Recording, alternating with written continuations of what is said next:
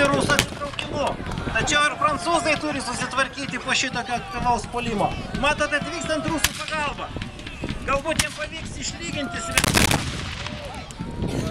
Prancūzų ugnis pražūtinga.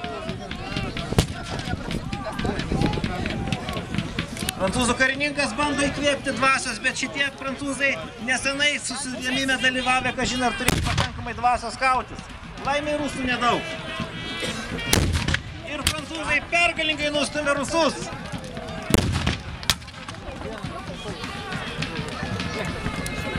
Rusijos kariuomenė turi rimtų problemų. Jie jau užleido keletą, kareiviai patyrė prancūzų karių jėgą, vargu ar šis vėl kautis. O prancūzai vis žygiuoja ir žygiuoja, vis žygiuoja ir žygiuoja. Maskvos telkia vis naujus karinius dalinius. Juos lydi ir husarai. Akivaizdu, kad mūšis pasiekė savo kulminaciją.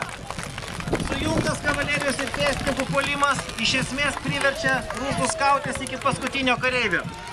Nedideli jų rezervai sugeba sustabdyti kavalerijos puolimą, bet ar jie dar galės atremti pėstininkų puolimą?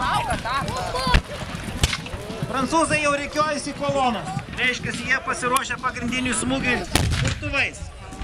Tai prancūzų revoliucijos išradimas. Kada jie surinkdavo kareivius iš nacionalinės gvardijos prastai apmokytus, jie liniuose kautis nemokėdavo, tada jos rikiuodavo į batalionus. Štai šitie dainuojantys batalionai. Štai nulemdavo mūšio pabaigą. Tai tapo prancūzų kariuomenės.